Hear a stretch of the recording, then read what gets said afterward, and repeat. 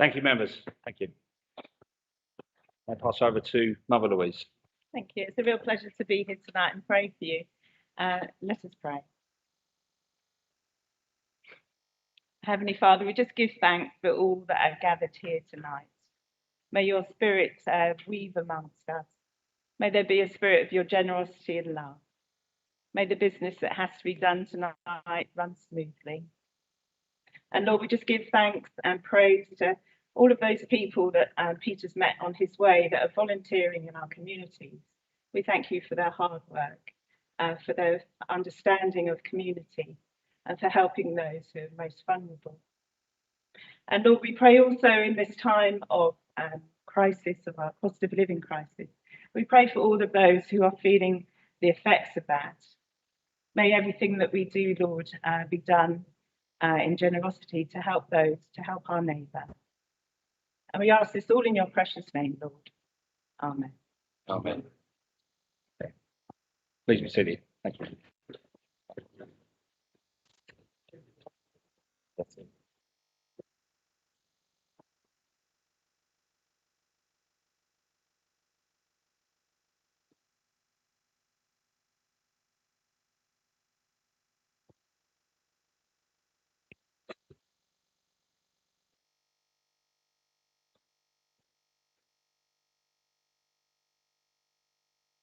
Okay, well, good evening, everybody. Welcome to the full council meeting here today on Tuesday, 22nd of November. It is a tight squeeze, but we've managed to get in here, and we're lucky to have this room that we're able to use at short notice. The reason why we've had to move into here is that there has been a water leak in the Princess Theatre, which has got into the gas boiler.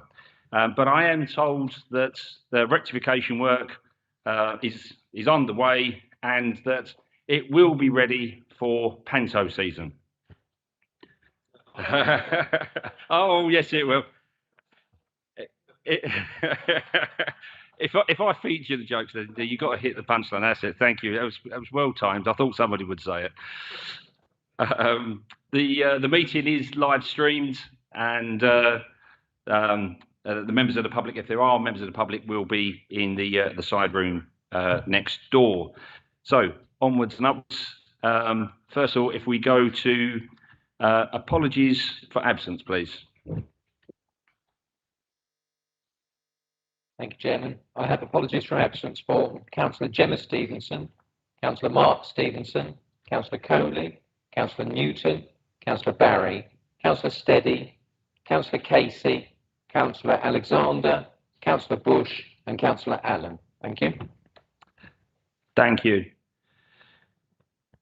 Okay, moving on. Item number 2 of the agenda is minutes of the last meeting of the council, pages 1 to 16. I don't believe that we've had any comments. Okay, thanks. We have a mover and a seconder. That's carried. Thank you.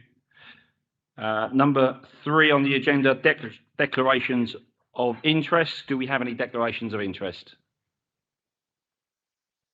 Can't see any there. Thank you. Oh, no, we do have one. Sorry, Councillor Stock. In respect of the item on Freeport East, I probably should declare that I am a director of the company. Okay, thank you, Councillor Stock. Sorry, Chairman, I should say in that item, I will be leaving the room because I'm a named person in that report. Listen. Can you hear? Can you? You can't. Could you? Is that on? Can you hear me now? That's Neil. Oh, Neil, he couldn't hear. Sorry. I beg your pardon. I said that as in respect of the item on Freeport East, I am a director of Freeport East Limited, and I therefore declare an interest accordingly. Got that? I think my mic keeps switching off as well. So, okay, right. Announcements by the chairman. That's me. Right. Okay. You'll have to bear with me because I've got 4 months worth of announcements to to make up, but I promise you I won't make this any longer than any of my speeches at the planning committee.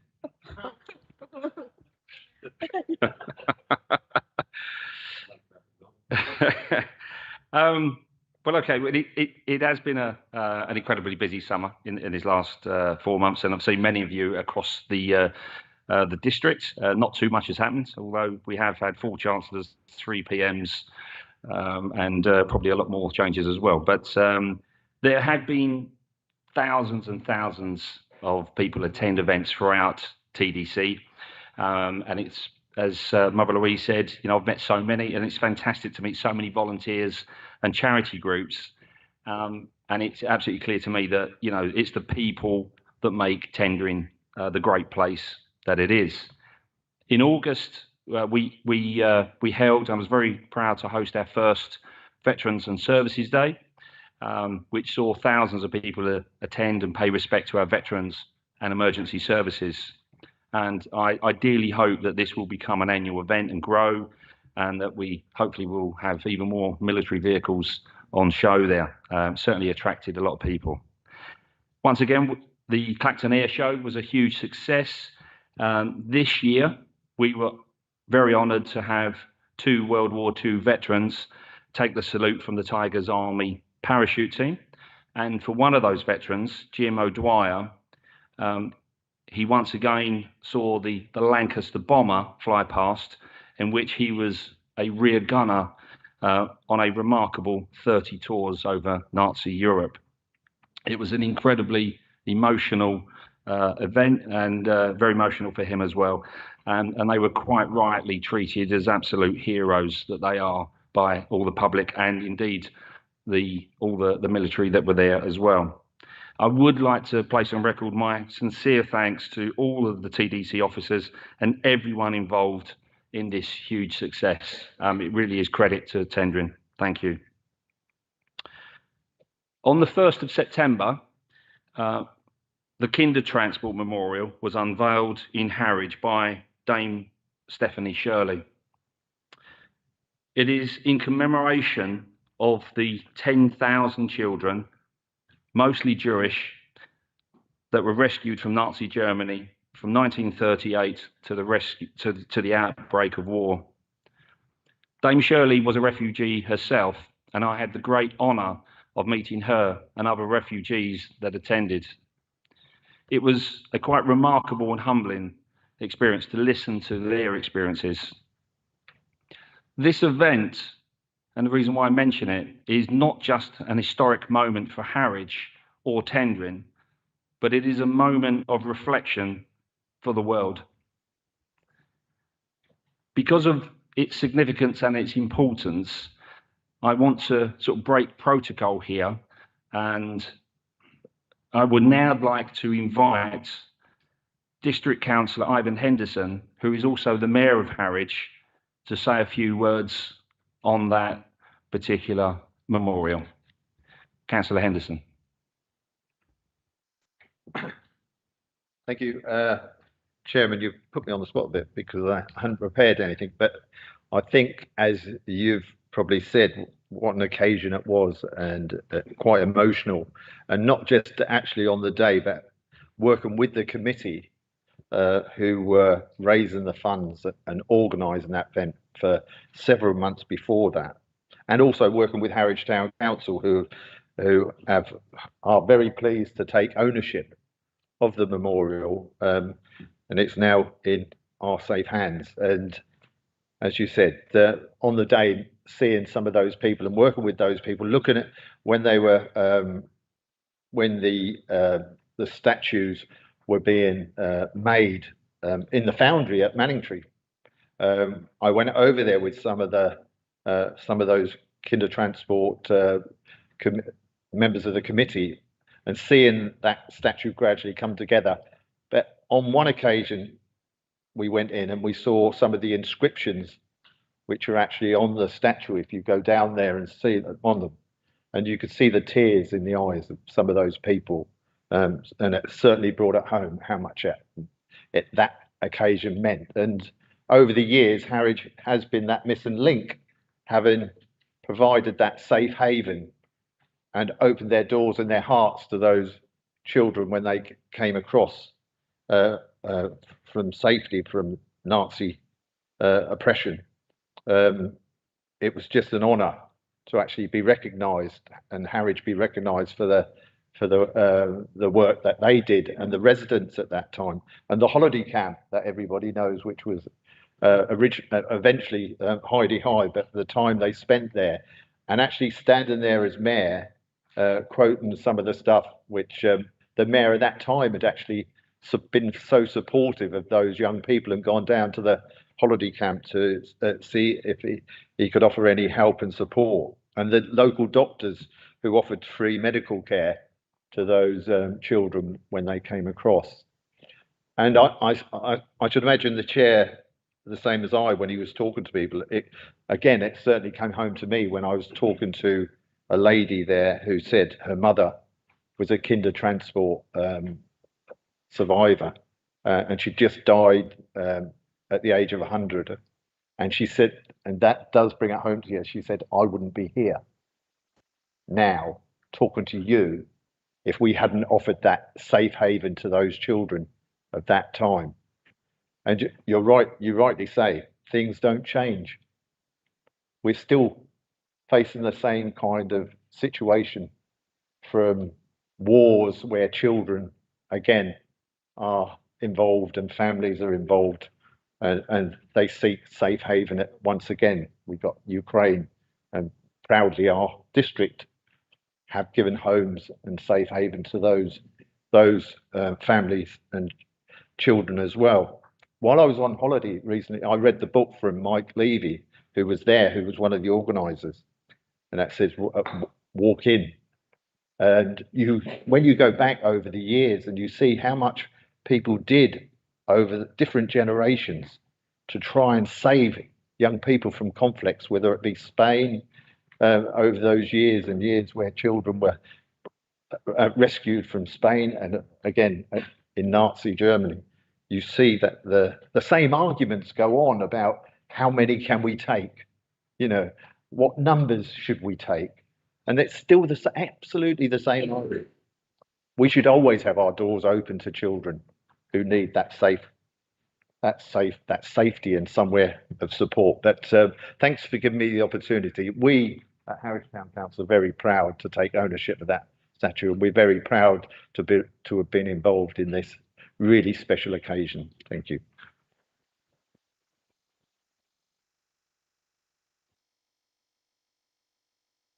Thank you, Councillor Henderson. I'm sorry for putting you on the spot there. I did say that I was going to say this. I should have reminded you so, but thank you very much. For those members that haven't seen the memorial, I would urge you to go and see it. It is a fantastic memorial, very thought-provoking, and also there is a bench there as well, which actually has got the voices from some of the kinder children there, and actually they're talking about their experiences, and it is an incredible thing. So thank you. Yeah, one thing I have learned, I think I've already said, as chairman, is that you meet, hundreds of fantastic people and volunteers and organisations across the district, and indeed, probably every past chairman has done the same thing. What I've learned as well, or what I've experienced, is when I talk to past chairmen, particularly when they come into the parlour, and they talk about some of the things that they've done, it is quite remarkable. And what I would like to do is, in order to nurture these relationships that you build as chairman, I would like to announce that I want to form a group called the League of Chairmen. And that will include all the past chairmen, whether they are still elected or not, who will be invited to join with the aim of working together for the good of the district and charity. Councillor Jeff Bray, the immediate past chairman, has agreed to help me form this group, and then we will give you more details of that at the next meeting. I have two more announcements. The first one is that tomorrow seems an important event happening in Essex. Colchester officially becomes a city. Colchester's success and recognition as a city is both well deserved and an accolade which helps to place our own district of Tendring and the Essex Sunshine Coast more firmly on the map. Tendring has a close and long-standing relationship with Colchester City Council, who we work with closely on a number of important projects for our own area, including the garden community.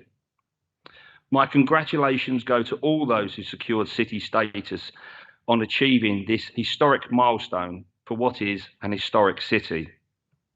Colchester is of huge strategic importance for our whole country and has a long military history ranging from the Romans through to the city being the home to the magnificent Parachute Regiment. So on behalf of everyone in Tendring, congratulations to Colchester on being awarded city status. One more final announcement is that hopefully there's an invitation open to everybody afterwards in the parlour. There's mince pies and wine. So please, if you have the time, please come and join me in there. So thank you. That is the end of my announcements. You'll be glad to know. Right, there's me. There it is. Okay. And now moving over, item number 5, announcements by the Chief Executive. And no announcements. Okay, right. Item number 6, statements by the Leader of the Council. Councillor Stock? No announcements. Okay, thank you. Moving on to item number 7, statements by members of the Cabinet. Councillor Carlo Guglielmi. Thank you, Mr. Chairman. I'm delighted to announce that thanks to some sterling work by officers, the sum of £420,001 has been awarded to the Council from the Brownfield Land Release Funds to demolish Carnarvon House so they can be prepared for future redevelopments. The office building in Carnarvon Road has been owned by the Council for many, many years, and recently it was leased out to the NHS as office space until it was no longer needed. It has been empty since July 2021 when the NHS vacated it, and it was used as temporary location for filming the movie Morris Men, was shot in and around Tendring and was screened here at the Princess Theatre in the October half term for its premiere show. Carnarvon House has served the public well for a number of decades, and the building it's out of its time. I don't think many people will be sad to see it go. Not exactly a Mona Lisa, Mr. Chairman, but it served well when it did. Sadly, it's not a structure that can be made energy efficient, nor can it be adapted to a sustainable use. And with this grant funding, we will be able to create this important space in the town centre, which will make a huge difference to the town. Being able to pay for this work from government funding and not from a local taxpayer contribution is a huge help to the council, while demolitions also removes ongoing costs we face with owning an empty building. In the short term, Carnarvon House will be demolished, with some internal work such as asbestos removal and soft fittings removal being carried out as we speak. It is planned that the building will come down early in the new year. The target date is January, but in the longer term, the site's been proposed for development as a flexible use community space and housing, as we've all been very aware in the past 2 bids to government, with the third one looming, and hopefully we will get some better news this time. I do hope the planning committee will look at this favourably when the application comes in front of it to be presented. And Chairman, I'm delighted that the council has secured this funding. Thank you. Thank you, Councillor Guglielmi. Okay, no questions. Moving on, I believe Councillor Talbot has a statement. Councillor Talbot. Thank you, Chairman. I I'd like to make another statement about climate change. This is actually just out of interest, the 12th statement that we've made to council at each of the meetings when it was decided that members should be aware exactly of what was going on in the district. Following my report to the last council meeting on the 12th of July, that's 12 weeks ago, members asked me to contact Essex County Council as the highway authority to inquire about their plans for electric vehicle charging points in the roads within tendering. I will not report the detail, but suffice to say that County Portfolio Holder County Councillor Lee Scott was most supportive of my request, recognising our special situation as a coastal authority needing facilities for holiday visitors. He offered to set up a meeting using Microsoft Teams with both of us as councillors being accompanied by our officers. With annual holidays, etc. intervening, a meeting was eventually set up by Essex for Councillor Scott on electric vehicle charging on the 7th of September. I was accompanied by Councillor Alex Porter and by Ian Taylor. County Councillor Lee Scott attended from the county but was on his own, with no officers to support him.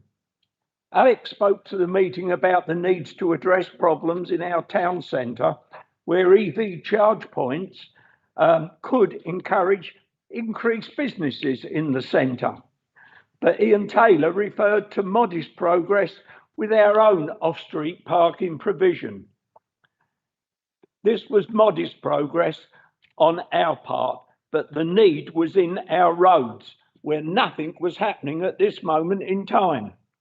Lee Scott then left the meeting, saying he would ask his officers to prepare a meeting with his responsible officers and members and with representatives of a private company.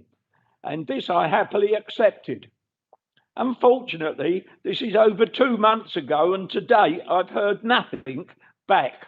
And it's of note that on the Monday following our meeting, Essex set up an officer meeting to discuss electric vehicle strategy in Essex.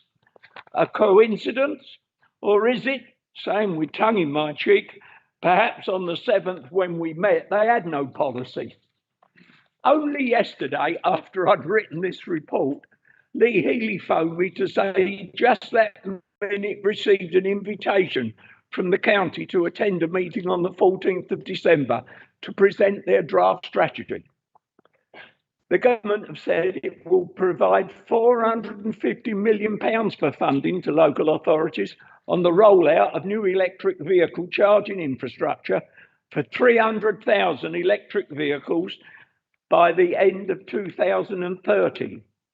500 million will also be invested to bring public charge points to communities across the United Kingdom with the local electric vehicle infrastructure or levy fund of 450 million for projects such as EV hubs and on-street charging solutions. In March, the government invited local authorities to bid for 10 million in funding for options such as the on-street residential charge point scheme. But this, of course, is a matter in the hands of Essex County Council as our highway authority. All the above, colleagues, is outside of our control, and my report to members is supposed to be about what climate change activity is taking place in tendering. To this end, I've received the following reports. Ian Taylor informed me that we will see 8 electric vehicle charging points installed in the Starlings car park and event space, which will be complete early next year. The council has also met with UK Power Networks regarding the cost for installation of electric vehicle points in our TDC car parks. Officers are currently gathering data from EV charge point operators for options for the council to provide a range of slow, that's 7 kilowatt, and medium 22 kilowatt electric vehicle charging points across selected car parks in tendering. Options for delivery will include charge point operators delivering electric vehicle points where they fund the installation and benefit from the charging income. Or, of course, the council delivering electric vehicle charging points with the 60% grant funding, and so we then would benefit from charging income, or perhaps a mix of both. We expect a full report on this early in the new year. One item of special interest to me arises from a query I raised with Morrison's Supermarkets via their head office in Bradford about the 20 charging bays they have installed in the new Centenary Way superstore. They kindly supplied me with all the information I asked for, but without going into all that detail, of special interest were two of the bays that have 300 kilowatt chargers, which can deliver an 80% charge in as little as only 8 minutes for cars capable of refueling at this capacity. I just wonder if this points the way forward. In terms of our overall use of electricity, Richard Barrett says that the council continues to take every opportunity at each new procurement milestone to ensure the electricity used across our various sites is delivered from carbon neutral sources. I've reported before that we are keen to develop the use of solar panels on our TDC properties. Tim R. Clark informs me that the Building Research Establishment, BRE, has been commissioned to undertake work to develop business cases for the installation of solar panels on our estate. Tim says the work is progressing well, and we have supplied BRE with electricity usage data and other information in respect of the sites we have asked them to advise us on. This will enable our officers to develop options for the way forward. The BRE will also provide us with their view on what we could do to install solar photovoltaic panels on our council homes, and we expect a draft report early in December to be part of our policy considerations in the new year.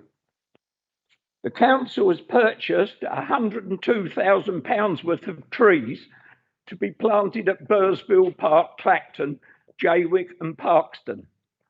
Ian Taylor, wearing his open spaces hat, says these are 8-foot high standards of mixed varieties and that we have received further funding to maintain these trees for the next 3 years. This funding has come from the government's Urban Tree Challenge Fund, but via Essex County Council's own Essex Tree Initiative bid. Tendering a bid awarded 45% of the whole successful Essex County Council bid, amounting to over £300,000.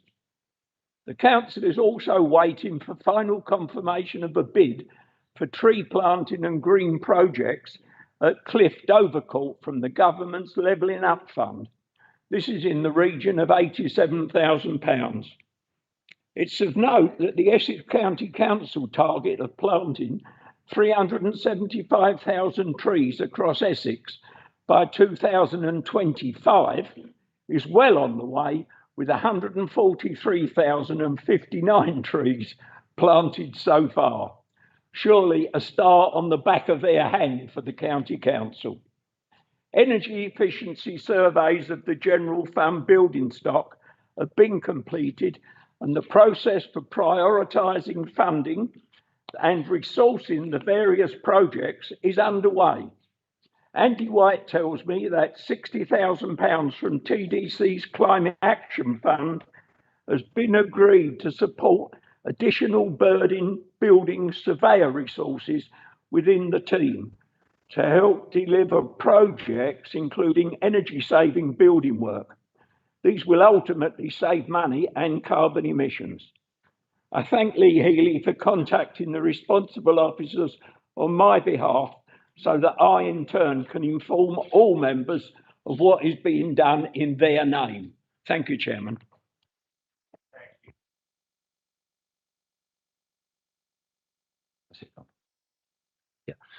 Thank you very much for that very comprehensive report there. We go to questions now. Councillor Ivan Henderson.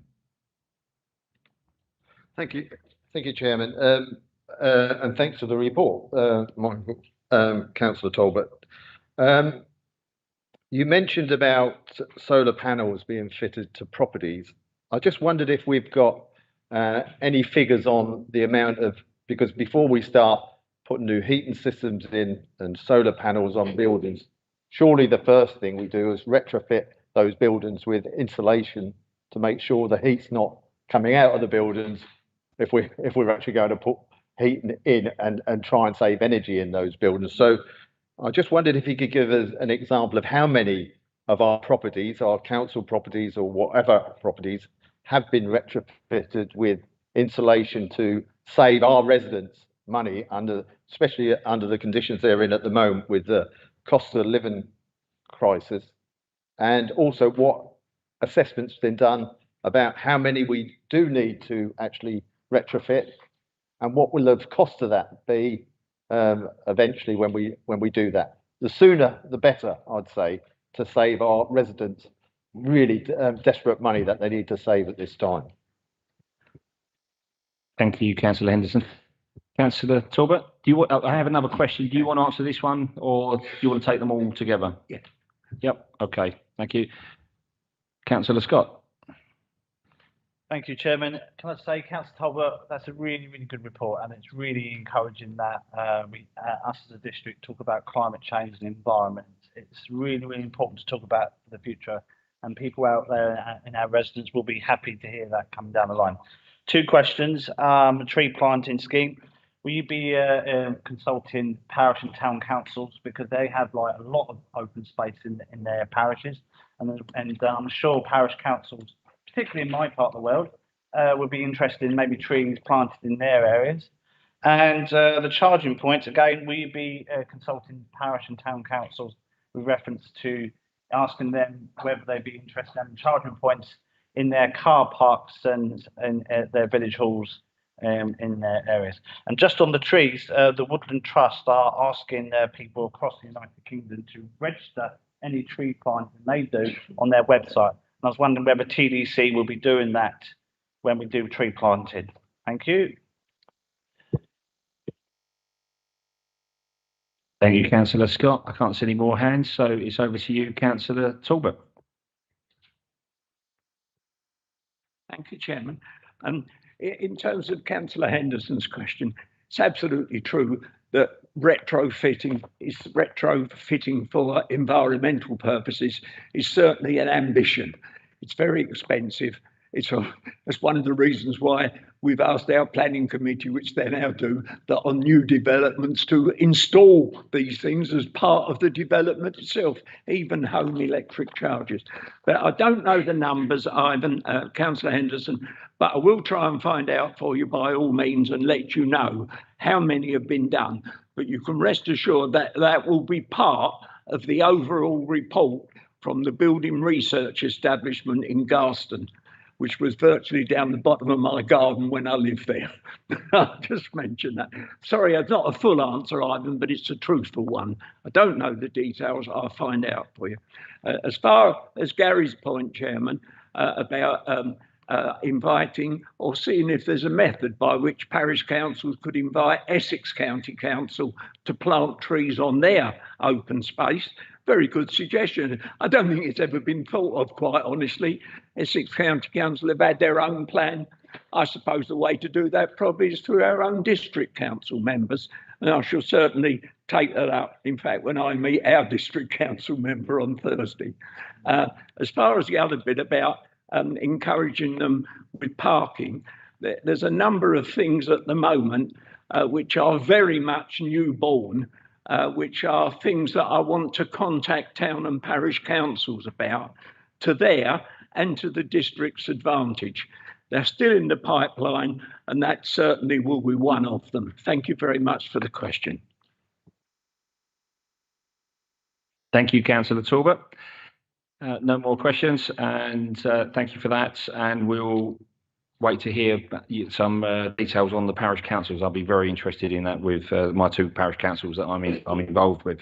Item number 8 on the agenda is the report of the Chief Executive, Petition to Council, Nelson Road, Clacton-on-Sea, pages 17 to 18. Councillor Stock. Chairman, I'll happily move the recommendation as printed on page 17. I note in the petition that they were seeking that the planning, that the planning committee actually instructed the Director of Planning to write formally to the portfolio holder responsible for highways at Essex to escalate the matter. I understand that that has happened and a response is currently awaited. Thank you very much, Councillor Stock and Councillor Guglielmi. And this is to be noted only. And thank you. I think that's all we need to do. And yep, we'll move on to item number 9 then, please. Report of the Chief Executive, A2, Petition to Council, Green Space Development and Sale, Holland Haven, pages 19 to 20. Now, on this one, Chairman, I move this one and I note that this will go to Cabinet.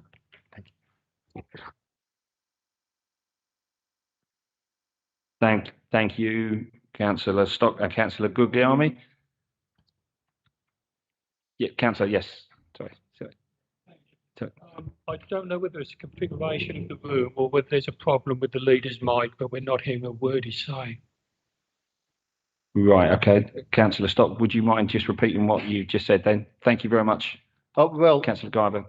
Apologies to everyone who couldn't hear me. I moved the recommendation on page 19 that the receipt of the petition and the contents of the report be noted. And I also observed the fact, as printed in the report, that this item will now go to Cabinet. Thank you, and thanks for pointing out, Councillor Calber. Thank you. Okay, right, moving on to item number 10, questions pursuant to Council Procedure Rule 10.1. No questions to the Council, so we'll move on to item 11, reports of the Leader of the Council, 8.3, executive decisions taken as a matter of urgency, pages 21 to 22. Councillor Stock. Thank you, Chairman. I'll try and speak slightly more slowly and slightly more clearly if I can do that. I would say this, I have to say this room is working out, I think, jolly well, better than possibly we might have hoped. It's certainly better than the old council chamber at Wheelie was in terms of the space it affords. But the acoustics, as Councillor Calver was alluding to, essentially are not quite perfect, I don't think. I think there's still more work to do, but it's definitely improved on where it was. I'm very pleased about that, but I think we do need to make this absolutely as perfect as we can possibly make it in terms of the audio and the visual. I understand planning meetings, but still sort of getting screens up and running and things like that. So apologies for the digression there, but I thought it was just important to clarify that we are determined to make this a really, really top-notch committee room and council chamber sometimes. I'm moving the page 21, the recommendation that the contents of the report be noted. This was an urgent decision taken in respect of COVID-19. Remember that additional relief fund. Thank you, Jim. Thank you. I'm getting, did you hear that? I'm seeing shakes of heads. Are you okay? Heard the first part, but it then got very mumbly as you quickened up towards the end. Sorry to sound so picky, but it is quite difficult to hear. Very difficult. Sorry, Yeah, would you mind? Yeah, I think you're right. Thank you, Joe. Okay, I'm going to hold it. I genuinely was trying to speak as clearly as I could. I promise you. And the irony, of course, is that what I'm about to repeat is talking about the acoustics in here not being perfect. But we are working to. So what I said was basically that we are determined that this committee room, right? Well, you don't know what you didn't get, you see. Oh, but that was the boring bit. So that was. I moved that the contents of the report be noted as printed on page 21 in respect of executive decisions taken as a matter of urgency, which was in respect of the local COVID-19 additional relief fund scheme, I apologise because, yeah, I can see that I did do that. So thank you. Thank you, Councillor Stock. Okay, I believe this one requires a vote, and so we need a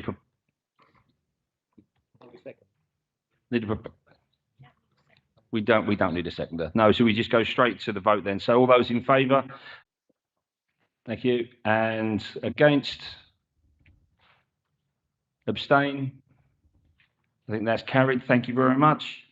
Item number 12, minutes of committees, pages 23 to page 132. Councillor Stock. So moved, Chairman. And that's going to be moved. I can see nobody indicating anything, so we'll take that as moved. Thank you. Moving on. Item number 13, motions to council. There's no motions to council. They've been submitted on this occasion. Item 14, reference from the Cabinet A4, the Local Council Tax Support Scheme 23-24. Council tax exemptions, discounts for 23-24, and the annual minimum revenue provision policy statement 23-24, pages 133 to 198. Councillor Honeywood. Thank you, Chairman. As you can see in the report, there are no changes to the previous year, so I would like to move it as written, please. Thank you, Councillor Honeywood. Recommendations are moved on page 135. There is no secondary required here. I can see no questions here, so we've got to go straight to the vote. All those in favour? Against? Abstain? That's carried as well. Thank you very much.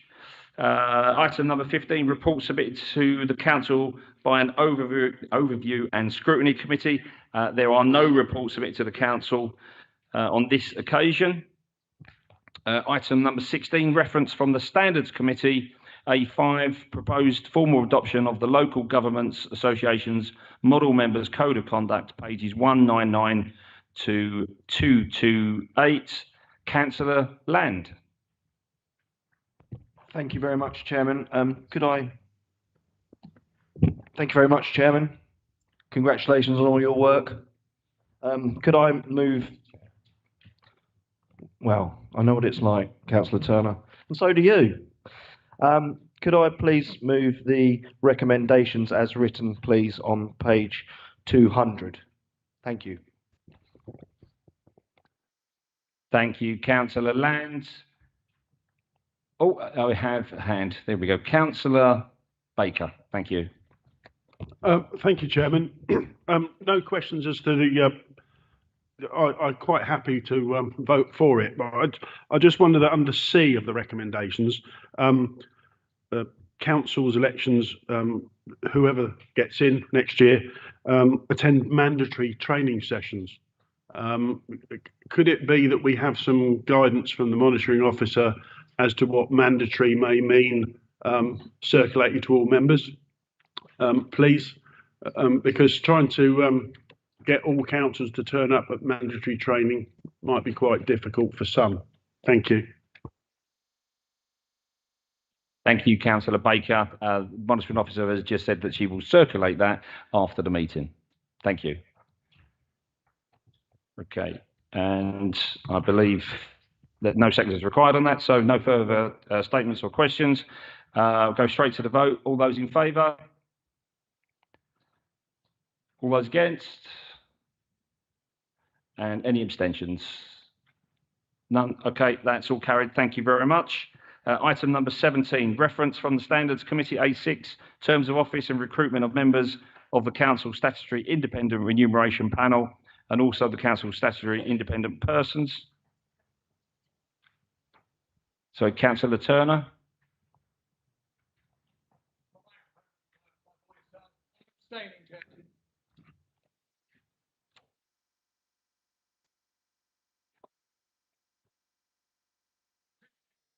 on the last vote, I did, well, I'm very sorry, I did look round and obviously missed your hand. So for the record, there was one abstention. Okay, item 17.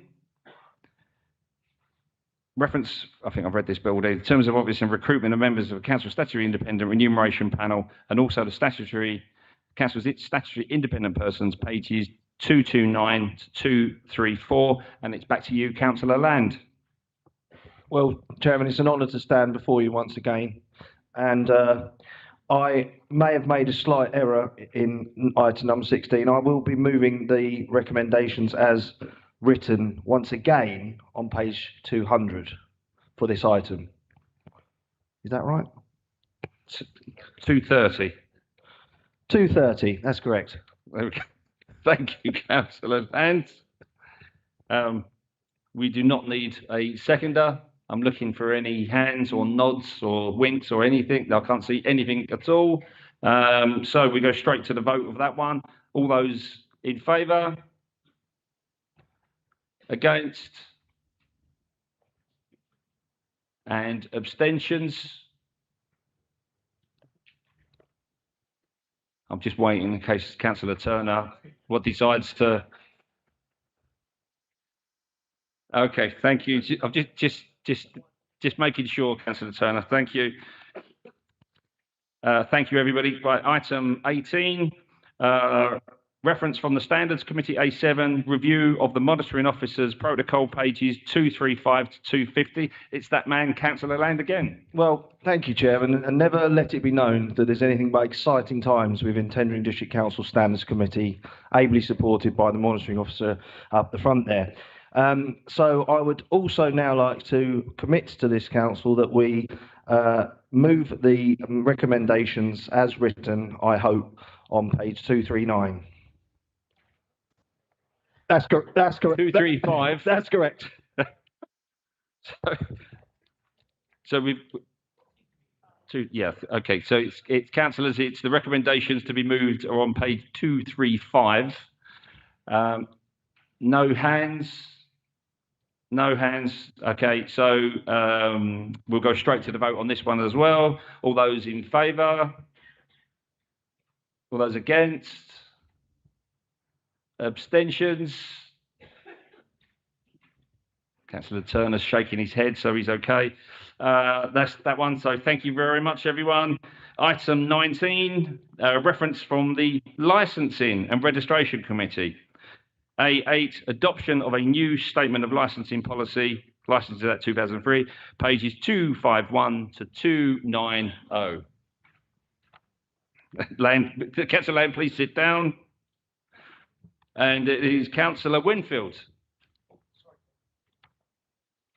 Chairman, I am presenting this report to the Council with the hope that the statement of licensing policy made under the Licensing Act 2003 set out in the papers will be adopted.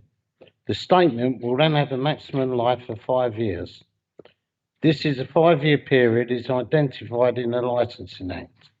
However, we have a duty to keep the statement under review, and the Licence and Registration Committee will undertake this role as changes in legalisation or statutory guidance occurs during the 5-year period.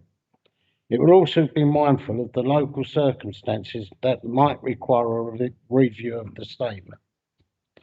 The Licensing Act 2003 requires the Council to promote the 4 licence objectives. These objectives are the prevention of crime and disorder, the prevention of public nuisance, public safety, and the protection of children from harm.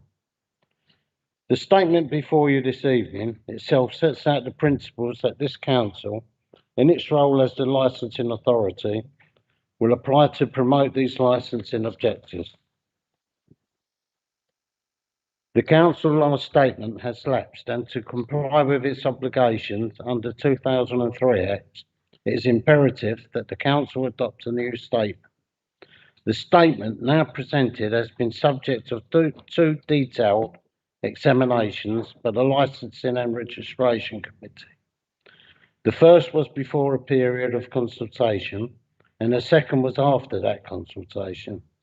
The consultation included existing licences and club premises, certificate holders, agencies for licences, businesses more generally, community groups, parish councils, the police, environment, health, trading standards and children's services. There are many prescriptive elements of the Licensing Act as to matters that can be taken into account and what process must be followed. Nothing in the statement seeks to take away from these prescriptive elements. Instead, it seeks to apply policy with discretion as permitted. As the committee has reviewed the statement over the last few months, it has also given due regard to the latest version of the Secretary of State's statutory guidance on the Licensing Act 2003. It is on this basis that it's now presented to you. In conclusion, I now commend the statement to you for adoption this evening. Thank you, Chairman. Thank you, Councillor Winfield. Thank you. And the recommendation is on page 251. Can't see any hands here or any indication, so we'll take that as read. We'll go for the vote. All those in favour? All those against? Any abstentions? No, that one's carried. Thank you very much. We'll go to item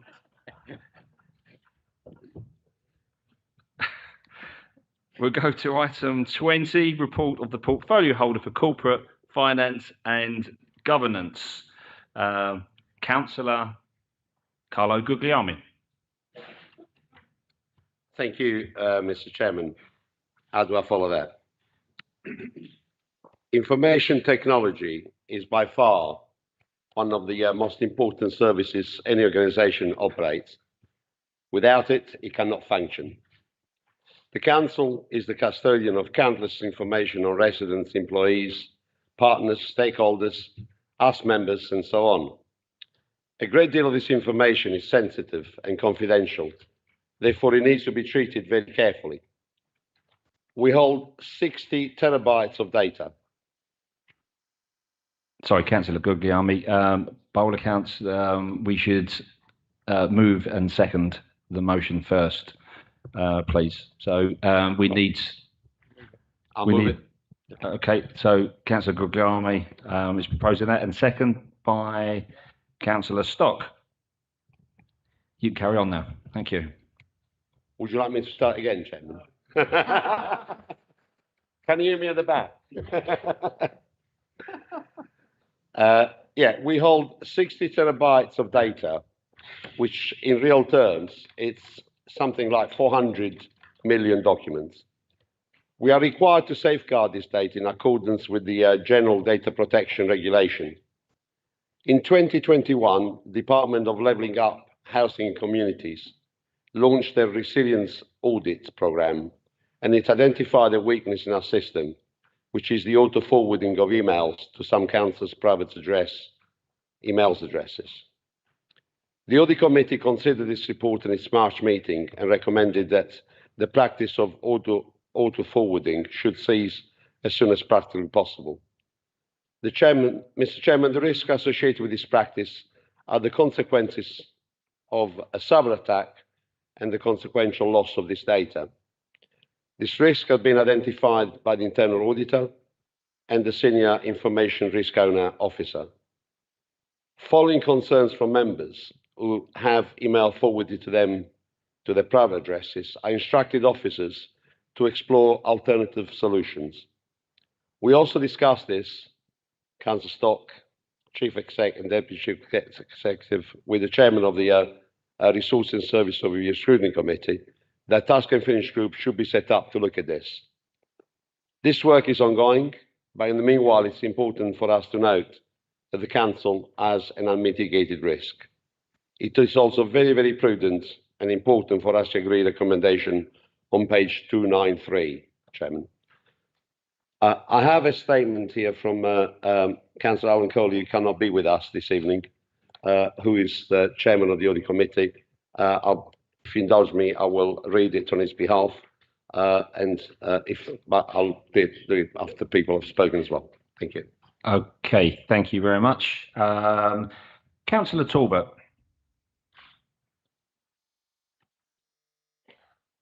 Thank you, Chairman.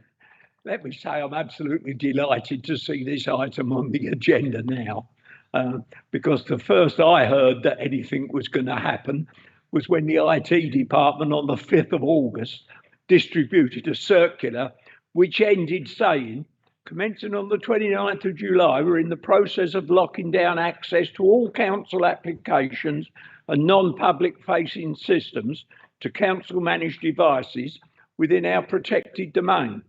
And then the very last paragraph on the article, we will be stopping the practice of auto forwarding council emails and official data to personal email accounts outside the council's protected domain on the 12th of August 2022.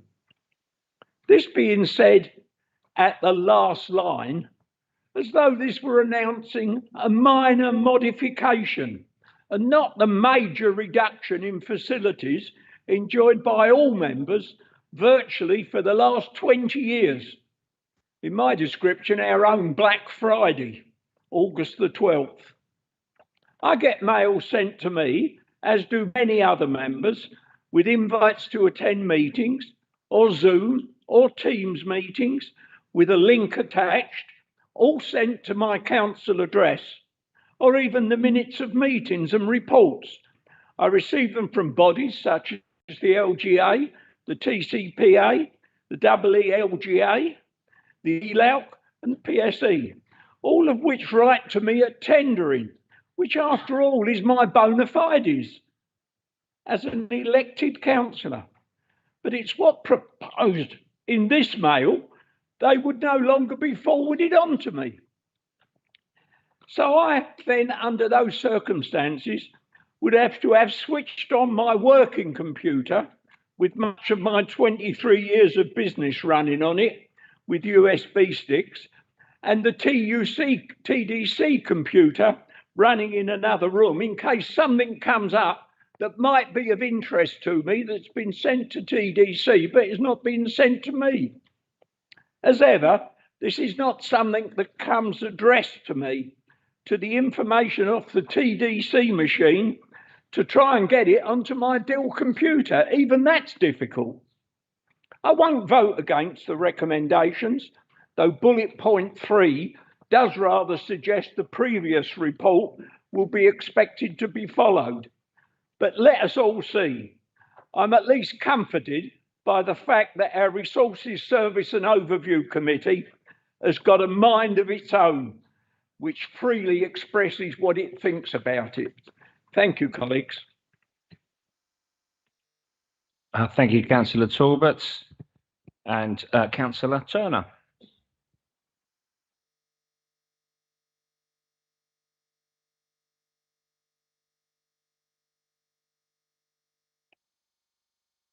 Thank you, Chairman. Thank you, Councillor Talbot. I can't beat that. I agree with every single word said by Councillor Talbot.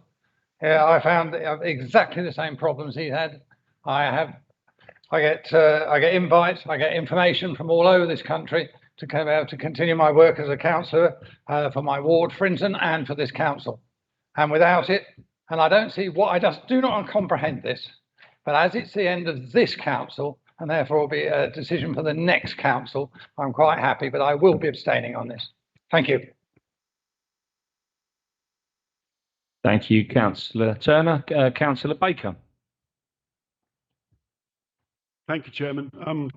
I know this is a bone of contention to some of my councillor colleagues. When I was re-elected last year, I was told quite specifically I could not have any emails forwarded to my private email address. I actually welcomed that because I get enough on my personal email that I didn't want to confuse the two. What I would say, and I'm glad that Resources and Services Overview and Scrutiny, they have a task and finish group ably chaired by Councillor Clifton into cyber security. It's been identified that there is a potential risk if they are continued. I would just like to point out that in the last couple of months that I have received emails asking if I have conducted council business on my personal devices, and if so, will I disclose that under Freedom of Information Act? I don't do it, so therefore I had nothing to disclose. If we continue to go down the route of having emails forwarded that are council business, it's a slippery slope, colleagues, because your device could be seized and then you will never see it again, or it will be seized from you and you will not have that device with everything on it, because that's the route that certain groups out there will go down and go to a high court and potentially get a possession order or wherever it is with regard to it. And I don't want to see my colleagues in that situation. I will vote on it and I will vote for it, and then we'll see what comes out of it. Thank you, Chairman. Thank you, Councillor Baker. Councillor Ivan Henderson. Yeah, thank you, Chairman.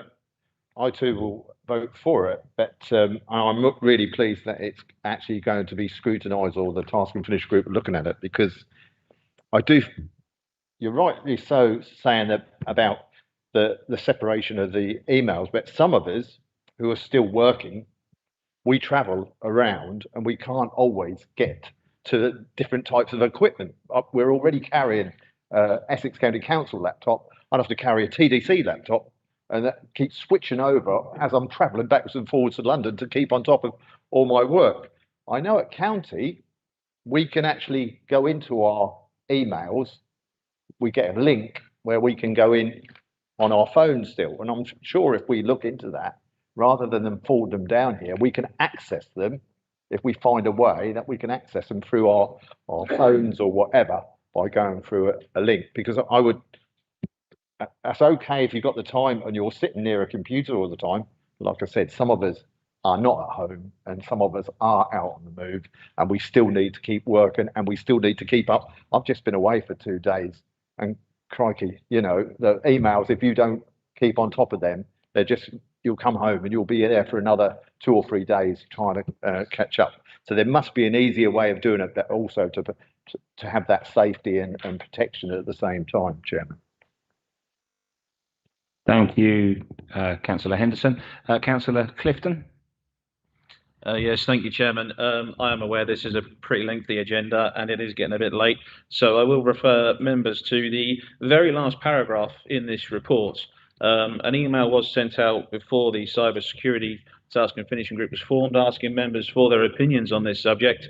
I again invite members to send us emails of their thoughts to Democratic Services for us to consider in the Cyber Security Task and Finishing Group, and we are working towards coming to possibly the most practical solution for this issue. Thank you. Thank you, Councillor Clifton. Councillor Miles. I just basically want to endorse what some of my colleagues here this evening have said. I have had to accept that I will remain now permanently disabled, and it's my upper limbs, my arms, and therefore for me, and as somebody who also sits on a governing body in school and has all sorts of data there, that things, I am so grateful that the IT department here have supported me to enable me to continue effectively in my role as councillor using my own resources.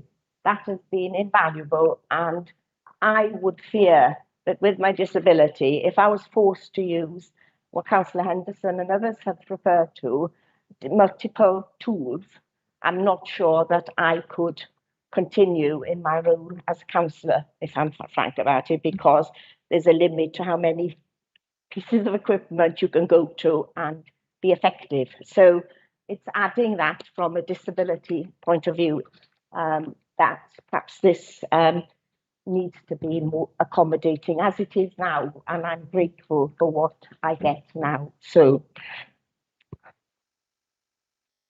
thank you, Councillor Miles. And I concur with a lot of things that have been said here. I mean, I am one of those that get things forwarded to my mobile phone which is my work phone as well. Yeah, it's very interesting, and I will be writing to the Task and Finish group. But can I just ask Councillor Clifton, is there a deadline of when members need to do that by, please? Yes, thank you, Chairman. I believe our next scheduled meeting is the 6th of December. We have allowed time and space for an emergency meeting at the end of December if it is required. So preferably everyone 5th of December at the latest. Smashing. Thanks very much, Councillor Clifton. Councillor Porter. Yeah, so I mean, I can't see any good reason why councillors can't receive emails in this fashion. Councillors are not employed by the council. We're independent, and there's nothing actually in data protection law that says you can't have information forwarded to you, and then at the point it's forwarded to you, as a councillor, as an independent councillor, not employed by the council, we're responsible for that data. I mean, as you note through this, it doesn't mention that it's illegal, because it's not. And the problem is, once upon a time in this country, legislation was put into force, and it was, purposely light touch, so courts could decide on the meat that goes on the bones, as it were. But now what we have is, whatever this is, the Department of Local, whatever it is, coming up with some sort of rules around legislation, which this never happened in the past, and it would have been case law that would have made up, what we should or shouldn't do. So I can honestly see absolutely no good reason why we shouldn't have things forwarded to us. As Councillor Henderson says, people at work, we can't be running around with a laptop unless you're going to provide us with phones or an app, but it is completely unnecessary. It really makes no difference. We're independent councillors. The idea that you can FOI us actually isn't strictly correct either. You can FOI officers, and if it's council business, you might be able to do it, but actually, again, as independent councillors, it's the same as an MP. You're not FOIable in that sense. So yeah, it's to me, it should just continue. Thank you, Councillor Porter. Councillor Scott. Thank you, Chairman. As I chaired the Resourcing Services Committee last week while Councillor Stevenson is away, and Councillor Clifton came and mentioned about what they're doing in the Task and Finish group for cybersecurity. Perhaps I know it's going to go through December, maybe probably get approved or something next year, but I was wondering whether this could be delayed possibly before the new council, where new councillors, whoever they are, whether here or new people coming on, and we start afresh from that council rather than starting from now. Like Councillor Turner said, or Councillor Talbot, we've had our emails been forwarded to our private email address. I've been district councillor almost 21 years, and I've always had my councillor's email forwarded on to my private.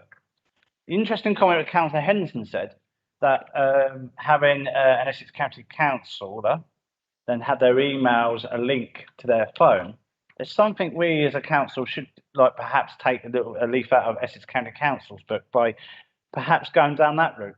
There are a lot of councillors here that still work and go here, there and everywhere, and they can't take their laptop with them everywhere they go.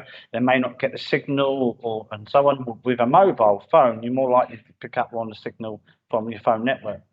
So I would suggest, councillors, I would delay this possibly till perhaps next year, if possible, until the new council was elected in May 23, by which time some councillors may not be here, some may have stood down, and new people come on, and we can start afresh and take on board what Councillor Henderson said about a link via their phone from Essex County Council. That's a very good idea. They're the kind of things I would do. Many thanks. Thank you very much, Councillor Scott. It sounds a sensible thing, actually. For the first time, I think I've agreed with you. So.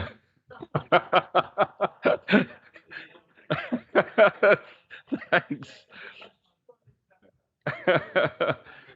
There we go. Thank you very much. Where are we? Sorry. Just bear with me 1 second. Sorry, we've got Councillor Jane Chapman. Thank you. Sorry. Thank you, Chairman. I've got to agree with Councillor Scott. My emails haven't been forwarded to me for at least the last 2 years because I've had a problem, or there was a problem. Don't know what it was, but take it from me, I receive at least one phone call a week from an officer who has to ring me at work because they need an answer on an HR issue. And my laptop's kept at home. I don't have it at work with me, which means I cannot log in till 6 o'clock at night. By then it's too late. So please can I have mine re-forwarded to me if that's the way it's going to go? Thank you. Thank you, Councillor Chapman. I'm going to go to Councillor Stock, and then I'm going back to Councillor Guglielmi, who's going to read a statement, I believe, from Councillor Coley. Thank you. Chairman, thank you. It's been a really interesting debate. I actually agree broadly with everyone, I think, really, because it's a question of balancing two seemingly conflicting things. On the one hand, you've got the fact that the council cannot be sending out sensitive personal data without knowing for certain where it's going. That's a fairly simple principle. We wouldn't send out an envelope stuffed full of confidential data with just some blank random address where we weren't confident where it was going to end up, and that's essentially what's happening. That's the risk with forwarding emails. That's the risk that we're trying to mitigate. But on the other hand, members doing their jobs, as Ivan said, and I agree completely with how Councillor Henderson put it.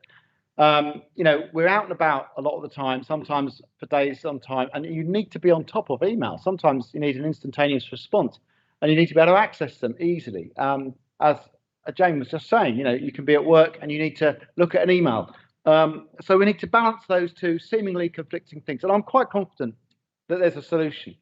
I'm quite certain that there's a technological way of doing it, and I applaud Councillor Guglielmi for the fact that yes, the risk was identified as being a bad one and in conflict with government regulations, etc. So action was proposed. Members reacted and said, no, hang on, that's not acceptable. I don't want to lose my emails. So Carlos put the brakes on that, and we're doing this.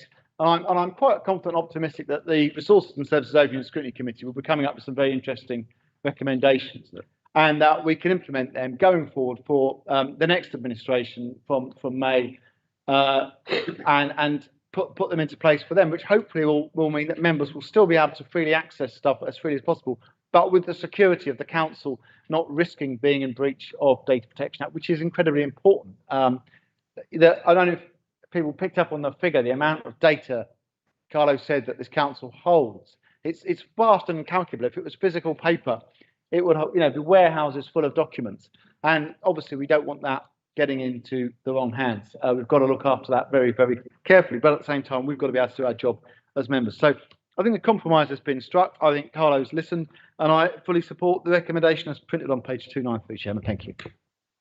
Thank you, Councillor Stock. I'm going back to Councillor Guglielmi. Thank you, Mr. Chairman. I will read a statement from Councillor Coley, who chairs the Audit Committee, first, and then I will sum up the debate, Mr. Chairman. Thank you. Currently, Tendring District Council allows its councillors to auto-forward their official council emails to personal email accounts, i.e. Gmails, Hotmails, etc.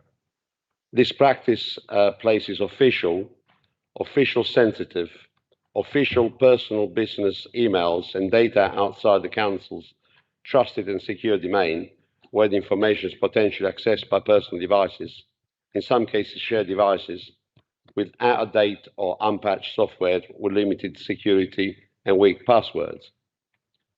This practice has been officially identified by to Tendring District Council as a risk by our head of IT, our data protection officer, and also by the Department of Levelling Up, Housing and Communities during an audit. Continuing this practice will cause us to fail National Cyber Security Centre Cyber Assessment Framework, known as CAF, audits when it becomes mandatory for all local authorities in 2023. As the chairman of the Audit Committee, I must bring to the attention of all councillors that we have a legal obligation to eradicate or mitigate this risk, ensure that we have done so. Therefore, I must place on record that ceasing auto-forwarding is an obligation about which we have no choice, and the practice must end without further delay. This is his statement. Mr. Chairman, as Councillor Stocker said, when this was discovered, we took very swift action because we wouldn't want to put the security of the council and also our residents and all the information that we hold at risk. As I said in my premise, the council has huge amount of data belonging to all sorts of people with vulnerability, with special needs, with all sorts of housing problems and so on. So therefore, we must protect this come what may.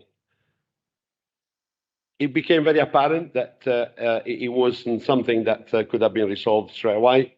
And so therefore, I did task officers to look at alternatives. Councillor Anderson makes a very good point on the link that you can access emails. There's huge amount of technical solutions out there. And hopefully the Task and Finish group will consider this during their scheduled work and come up with some sensible recommendations, which we will all kind of consider and further debate. But let's not beat about the bush. Let's make sure that we keep the Cyber Securities Council as safe as we possibly can. We are one of the most targeted authorities in the east of England and probably the country with cyber attacks. And thankfully, our security are robust and our system are robust enough to fend off all the attacks that we've had. And I chair the Information Governance Policy Unit, where we get reported all these various attacks that we have. We don't disseminate this information because obviously it's confidential, but I can assure you that our office are doing sterling work by fending off all these attacks. So therefore, by leaving a weak spot for cyber criminals to prey on, it would be completely irresponsible. I won't go through every single comment that members have made. As Councillor Stocker said, it's been a very interesting debate, and I think there's a commonality there for people to try to find a solution if we can. But like I said, let's not forget that the security of the information technology services of the council is the number one priority. Chairman, hopefully everybody will vote in favour of this. Thank you. Thank you, Councillor Guglielmi. Yeah, wise words, and there's a lot of good debate. There's 11 councillors spoke in that debate there.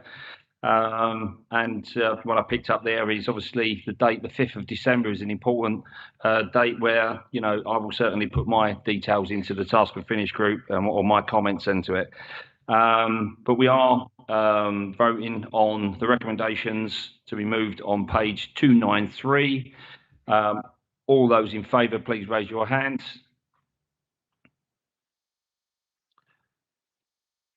All those against?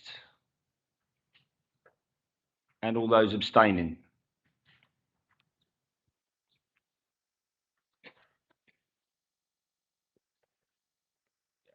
That's carried. Thank you very much. Move on to item number 21, and I believe Mr. Davison is about to leave the room. Chairman, thank you. I declare an interest and leave the room. Thank you.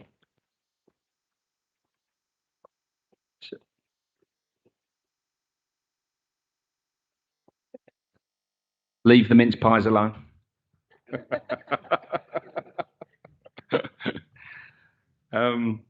Okay, item number 21 is the report of the Deputy Chief Executive Monitoring Officer, Freeport East. The appointment of an alternative director, pages 299 to 300. Councillor Stock. Thank you, Chairman.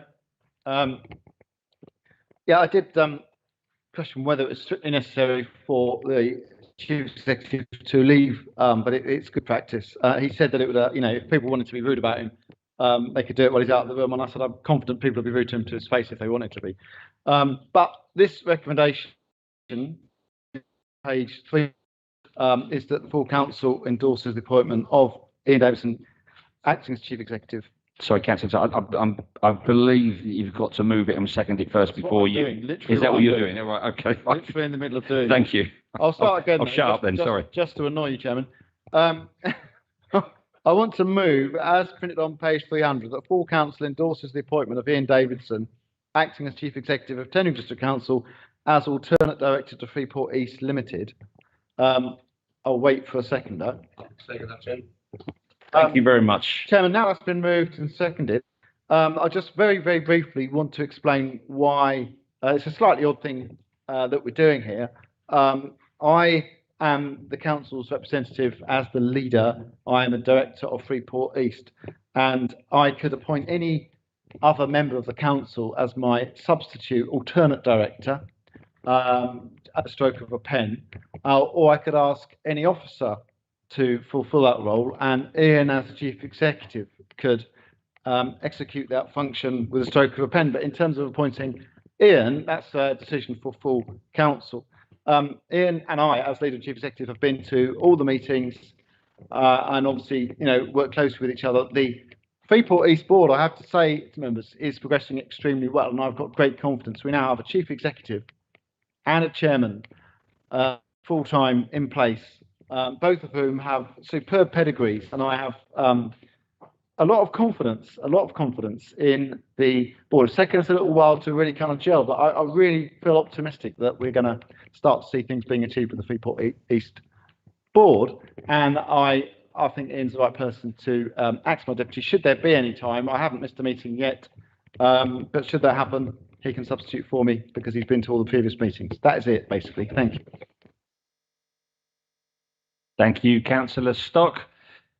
Good to hear that you have confidence, and it is a hugely important topic for our district moving forward. Councillor Ivan Henderson. Yeah, thank you, Chairman. And as one of the working party, we've all been fully involved in this, and during those working parties, we have raised different issues that we have wanted consideration on. With these directorships, I'd say, Chairman, comes responsibilities.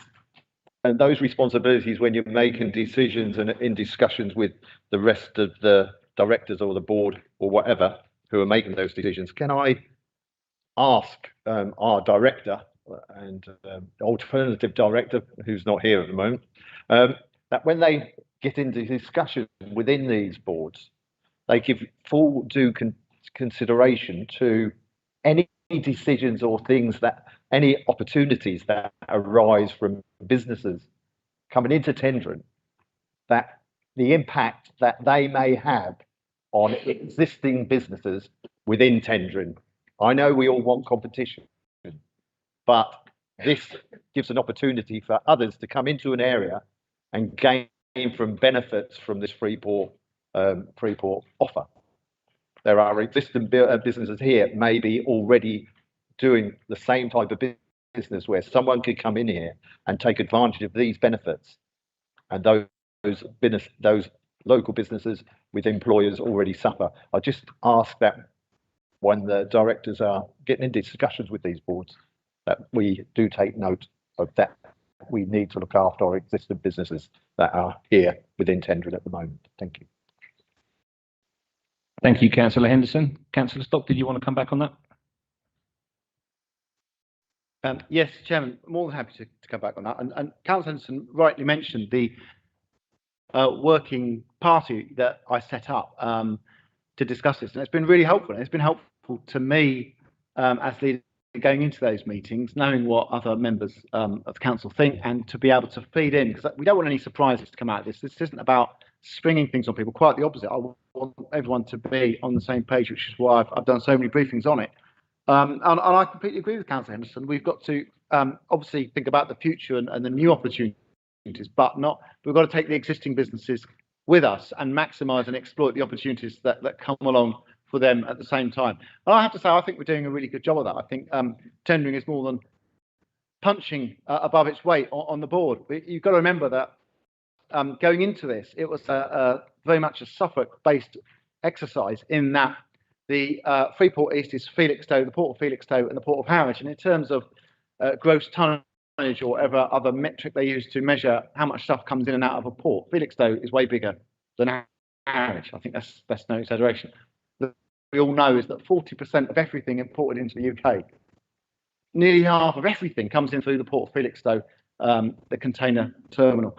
And therefore, Harwich is way, way smaller than that. But all the potential, all the prospect for the future is in Harwich, Arside Bay in particular, and the growth there. And that's existing businesses as well as the brand new port. So completely support and endorse what Ivan said, but it's worth saying it.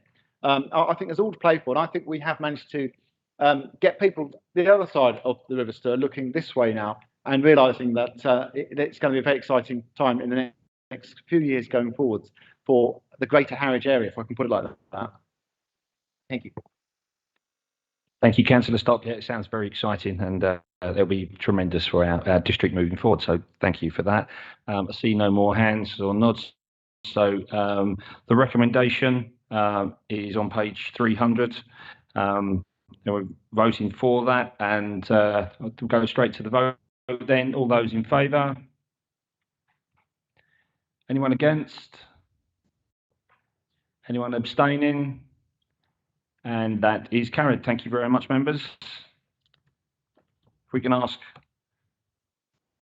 Mr. Davison to come back in. No? Should we just carry on?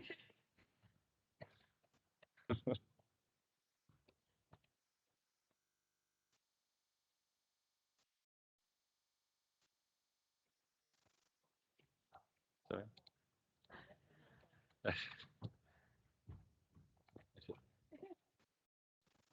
I'm sure there's crumbs on his jacket there.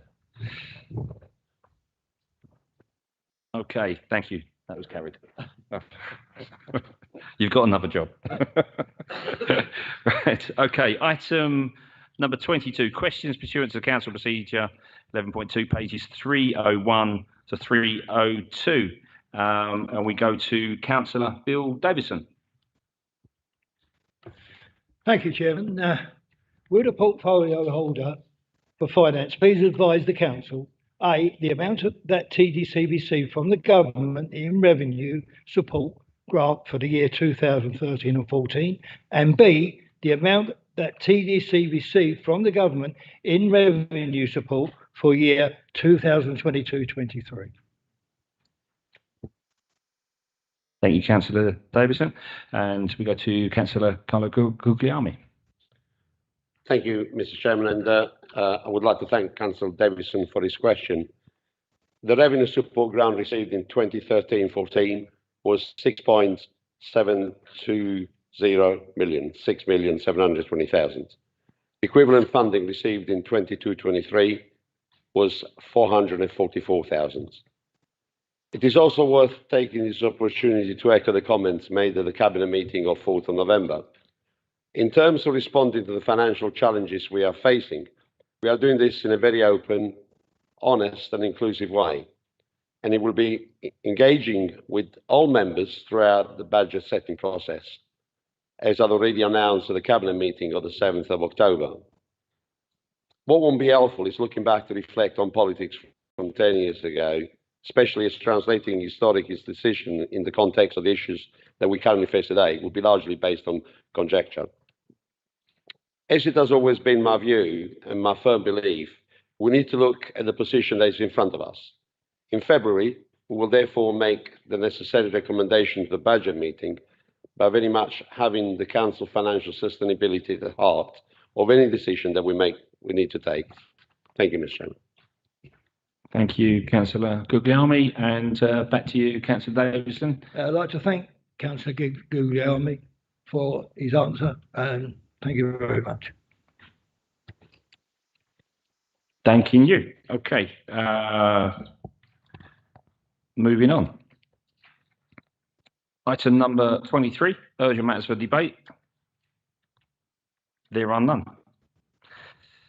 Item number 24, exclusion of press and public. Councillor Stock. And there's an exempt minute on item 25. I'm happy to move the rest of the agenda on block, unless anyone specifically wishes to speak to those blue page minutes. And I'd like to second that, Chairman.